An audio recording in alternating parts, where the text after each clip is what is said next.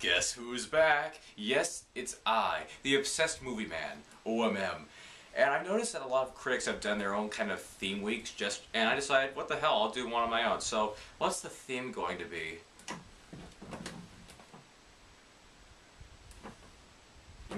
Okay.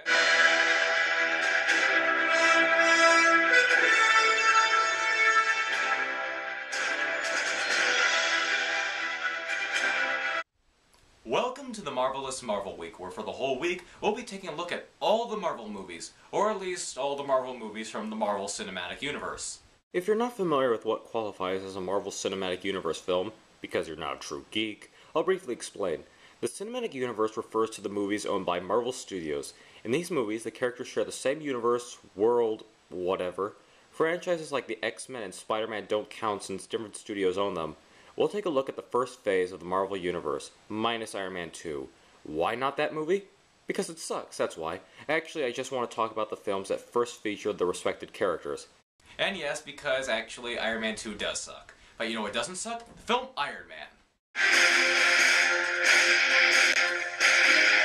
Tony Stark is a billionaire genius and playboy who is in charge of Stark Industries, a company specializing in weapons manufacturing.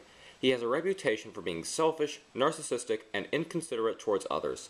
Stark goes on a trip to Afghanistan to promote a new line of missiles for the army. There, he is ambushed by a group of terrorists known as the Ten Rings and is taken hostage.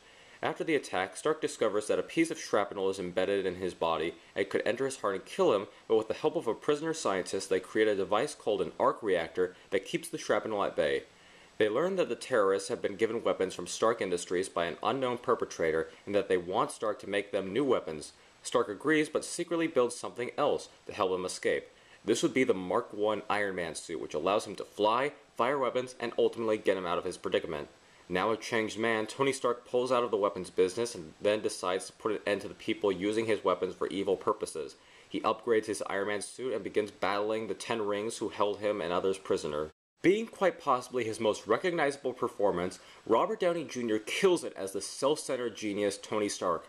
His humor is impeccable. I often wonder if he is ad-libbing some of his lines because it just seems to come so naturally to him. The supporting cast also does a good job, which includes Terrence Howard, Gwyneth Paltrow, and the great and powerful Jeff Bridges. Yes, the dude himself is in this movie, and it is great to see him fight in a giant robot suit. The dude abides.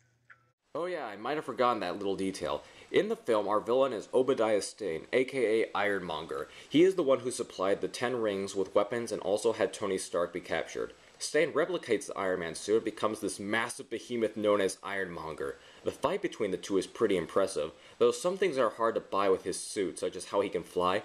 I can suspend my disbelief with Iron Man, but seeing this enormous mass of metal fly is a little much.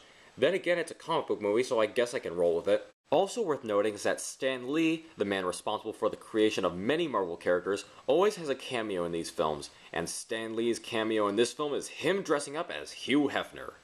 What a ladies' man. If you were one of the few who, for some reason, waited until the credits ended, there is an extra scene. In it, Stark is confronted by a man named Nick Fury, the director of S.H.I.E.L.D. Fury informs Stark that he is not the only superhero in the world, and informs him that he is working on a project called the Avengers Initiative. And cue the millions of screams in the audience.